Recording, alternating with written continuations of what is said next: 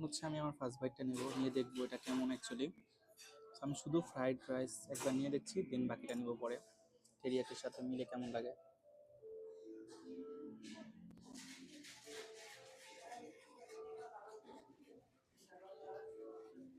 Not bad, let's try with the teriyaki right now.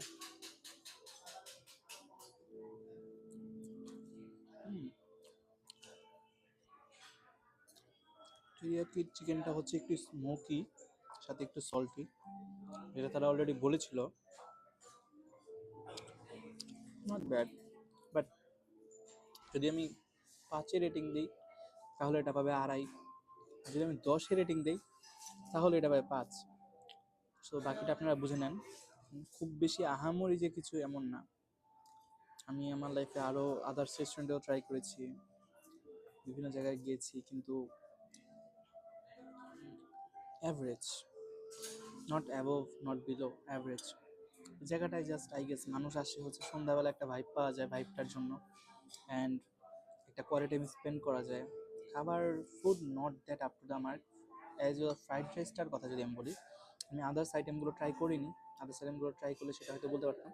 এটার ক্ষেত্রে আমার কাছে এটাই মনে হয়েছে যে it's not that great, not that up to the mark.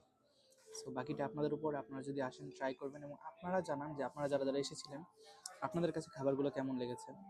So আমি ভিডিও শেষ পার্টে হচ্ছে রিভিউ যেহেতু দিলাম, এখানকার বাকি কিছু ইন্টেরিয়রটা কেমন, আশেপাশের পরিবেশটা কেমন, সেটার কিছু ক্লিপ আমি আপনাদের সাথে শেয়ার করব।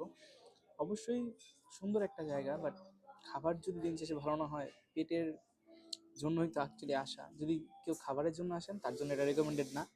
আর যদি কেউ এমন জন্য আসেন যে নিজের প্রিয়জনের সাথে বা এভাবেই আসবেন, একটু একটা ভাইব জাস্ট একটু ফিল করবেন, একটা মিল্কশেক নিলেন, একটা জুস নিলেন, জাস্ট খাবেন, that's okay, that's fine for everyone, and that's will be also recommended for everyone. So ভিডিওর শেষ অংশে থাকুন সবাই, আমি এগুলোর কিছু ক্লিপ শেয়ার করবো আপনাদের কাছে, বাকিটা up to you guys. See you in the next video, bye by.